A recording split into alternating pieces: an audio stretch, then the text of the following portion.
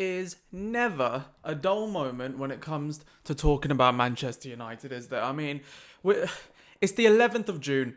It's technically the transfer window's shut, right, for 6 days, but it still means you just can't register players, and that's probably because of the FIFA Club World Cup, but you can still sign players, you can still have all the drama that comes with it, and it looks like we've kicked off a bit of a saga when it comes to our striking option, as you can tell by the title, and we're going to get into it pretty swiftly. But before I do, I have to say a massive thank you to all of you. I mean, the channel has been exploding recently.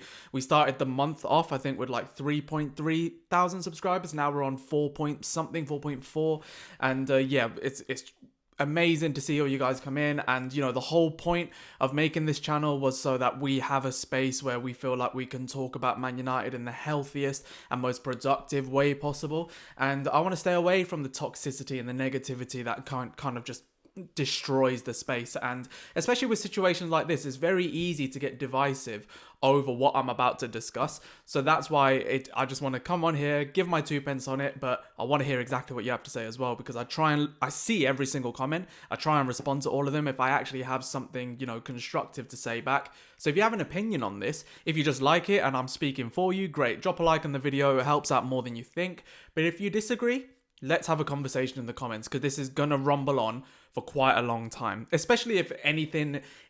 Well, actually, I say that. I was about to say if any of the previous sagas we've dealt with, like Frankie de Jong or whatever, has anything to go by, then this will last like the majority of the transfer window. However, we're not run by those same people anymore. So it's going to be interesting to see how INEOS actually take this, but we have quite a lot to go through. So without further ado, subscribe, like the video, and let's talk about Viktor Gyökeres, because I watched a video on Culture Cams' channel yesterday whereby he said a very like clear thing that resonated with me. Like there is no more polarizing footballer in the world right now than Viktor Gyökeres. Like in terms of people who rate him, who like him, who think he's worth the money, who don't think he's worth the money, it's mad. And what's even crazier is that we don't really know what the figures are to be suggested, because usually you think there's a release clause in the contract, it becomes known pretty quickly. When did he sign the new deal? When is his next deal up? And you can sort of piece together a fee with him. But Gyökeres, you can't. You don't have that, because as we've seen today, like literally 2 hours ago, there are so many conflicting things about Viktor Gyökeres and about what he's going to be wanting, about what Sporting want. And it's mad. So let me catch you up on it. If you don't know what I'm talking about, let me catch you up on this, okay? So this happens a lot in sport. It happens sometimes in football, but it happens a lot in sport. It happened with Cristiano Ronaldo, as an example, right? So when Ronaldo was at Man United, it was clear that his intention was always to be at Real Madrid at some point in his career. And Sir Alex knew that, we knew that, and it was fine. And when the deal came, we didn't stand in his way. And we accepted a fair deal, and it was a gentleman's agreement. Because you can't all of a sudden... Like, a gentleman's agreement basically is to add a clause to a contract without getting into the murky world of actually putting it in writing. So you have a gentleman's agreement, you have a handshake, but it is still verbal. Like, technically that's a verbal contract, but unless you note it down somewhere, it's not enforceable by law. So you just say, don't worry, mate, I got you and all this. So Sir Alex honoured that. So, David Gill honoured that when it came to Cristiano Ronaldo and Real Madrid. That same phrase, a gentleman's agreement, was brought up with Viktor Gyokeres and Sporting Lisbon, saying that his actual release clause is somewhere north of 90 to 100 million euros in his contract. However, so much changed this season when they didn't really expect it. Like in the summer, I know we made an approach for Ruben and then we stuck with Ten Hag or whatever, but he was still the manager. I don't think many people could have assumed that we would have sacked Ten Hag so early, but we also would have got Ruben Amorim at that time and not had an interim, or had to take Ruben and give him basically a now or never type situation. Like, I think the two scenarios would be either we get him in the summer, or we rest on our laurels a little bit, keep Rude for the entire season maybe, and just stick with an interim, say we got it wrong, build, and get the right manager in the summer. That's not what we did, obviously. So a lot had changed, and at some point, there was a gentleman's agreement, apparently, between Gyökeres' representatives and Sporting Lisbon to say, if an offer of 55 million euros plus 10 million and add-ons was to come in from any club, then you would let me go, irrespective of how the rest of the season went. It kind of... I want to say it's sort of safeguarded Sporting a little bit, because was Gyökeres only a product of Amorim? Like, was he going to tail off at the end of the season? Like, maybe that was in their heads. Well, assumedly in their heads, which is what I'm going to get onto. But he only went one way. We've now expressed an interest with him, talking with his intermediaries, and now the president today has come out and said the following. So I'm just going to read it to you, and I'm going to analyze pretty much every single word of it, because it is pretty insane. And then I'll give my overall opinion on Gyökeres, and that's where I want to hear what you have to say as well. But here's what he said. So the Sporting president, Frederico Varandas, has said that he tried to take 3 days off. He came back yesterday. He saw so much information and counter information that it's only fair to come and explain the process. So immediately, he's saying, I've seen what's gone out. I tried to go for a little rest, right? A little long weekend, bank holiday. And I've come back and it's all gone to crap. Like, people are lying or this. I have to come and set the record straight. So immediately, you know it's not good. It started last year when the 23-24 season ended and Sporting became national champions. During the transfer market, we saw that he was going to stay, but there was no offer. He, meaning Viktor Gyökeres. The agent spoke to us to add some clauses. Hugo Viana, as he always did, and very well managed the relationship with the agents. This relational space is established with the sports director. So Viana clearly kept things where it was supposed to be. One of the agent's biggest concerns, this is the Viktor Gyökeres' agent, was whether we would demand the termination clause. So Hugo Viana negotiated with the agents over several meetings with the agent, demanded the presence of the president. At this meeting, which included the president, the agent, and Viana, Gyökeres was not present. He wanted to guarantee certain things. And what was agreed? This is the key bit. The rest, that bit was just conjecture. This is the key bit. What was agreed? That Sporting would not demand a release clause now.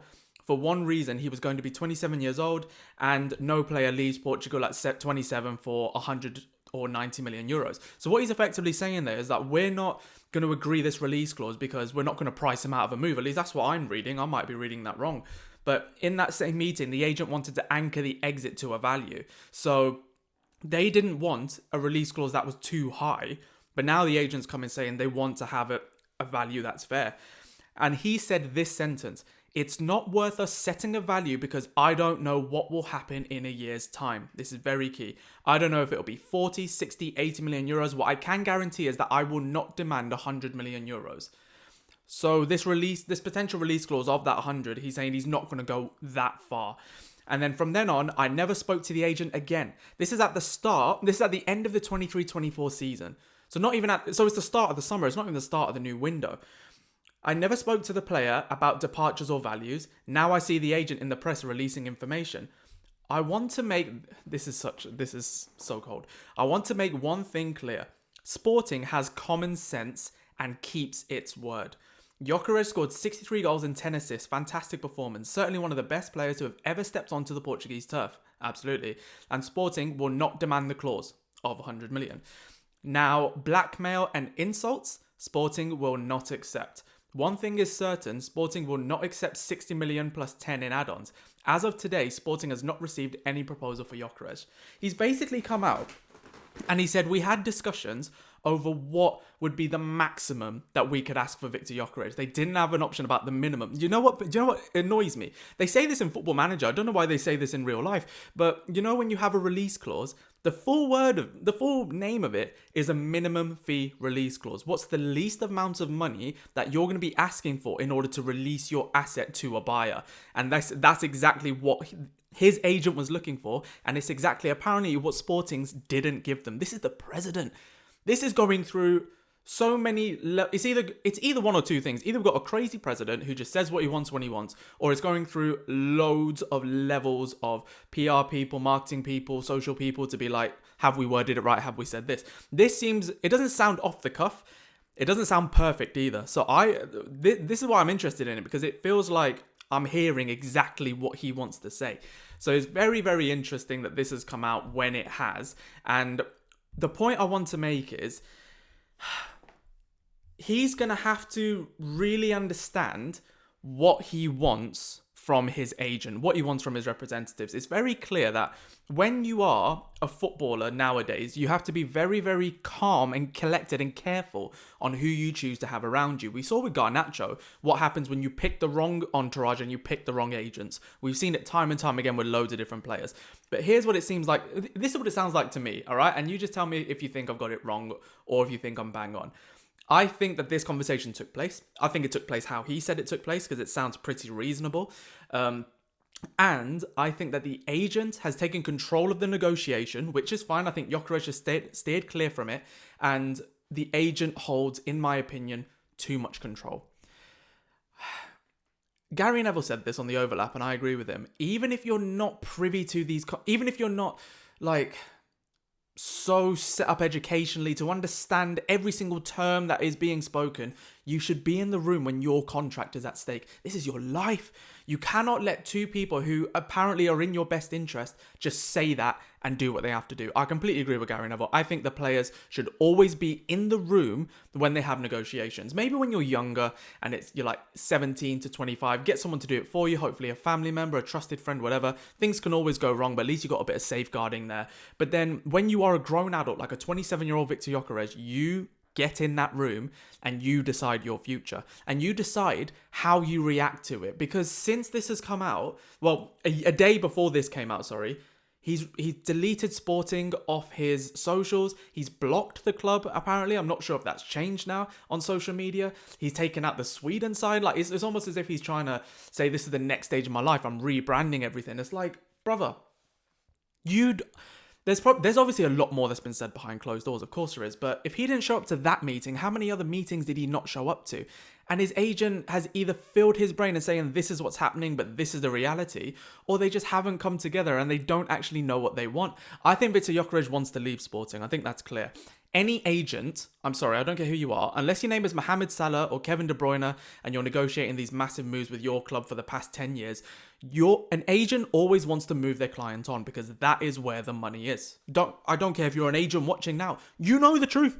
I used to work with agents. In fact, I interned at an agency which brought Virgil van Dijk to Liverpool and I saw how much the agent got paid. I know how this stuff works. I get it. And it's like, that is just pure player trading. That's pure player representation. That is the business of sport. I understand all that. But you have to act in the best interest of your client. That's what I learned on the internship. That's what I learned with the people that were there and who I've learned with since then. But I'm not trying to say this guy's a bad egg. I'm not saying Victor's a bad egg. But why would you end it like that? Why would you end it like that? You're a hero at Sporting.